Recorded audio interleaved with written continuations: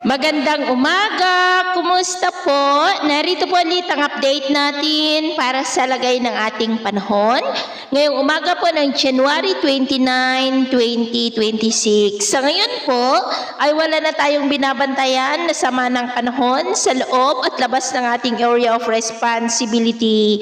Hanging amihan pa rin ang patuloy na umiiral sa malaking bahagi po ng ating bansa. Pero by next week po ay consistent pa rin na may namamataan na posibleng sama ng panahon na mabubuo sa labas ng PAR sa silangan ng ating bansa at posible yan na lalapit at ang development po niya na ating babantayan kung matutuloy o hindi at ang susunod na bagyo ay tatawagin po sa local name na Bagyong Ada. At sa lagay po ng ating panahon, ngayong madaling araw ay maayos ang panahon sa malaking bahagi ng ating bansa pero may tsansa pa rin ng mga isolated rains sa ilang bahagi po ng Ifugao, Infanta, Calapan at southern part po ng Palawan. At mamaya ay sisikat ang araw sa malaking bahagi ng ating bansa maliban lamang sa tsansa nang minsan ay maulap na kalangitan with isolated rain sa ilang bahagi po ng Batanes, Santa Ana, Cagayan, ilang bahagi ng Quezon, Calapan at Sulu Archipelago. At mamayang hapon,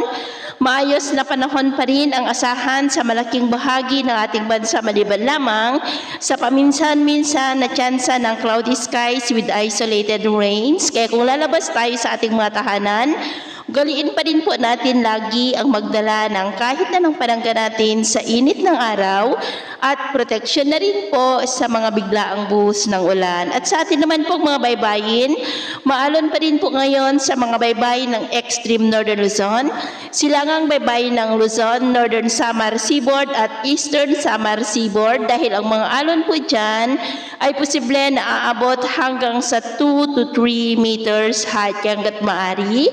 Ay iwasan na po muna natin ang papalaot dyan sa mga may kulay pula para po mas makaiwas sa mga sakunang pangkaragatan. So ito ng latest update natin sa araw na ito. Ako po muli si James na nagsasabing sa kahit na ng pagsubok po na darating sa ating buhay, huwag po tayong mawawalan ng pag-asa. Thank you and God bless!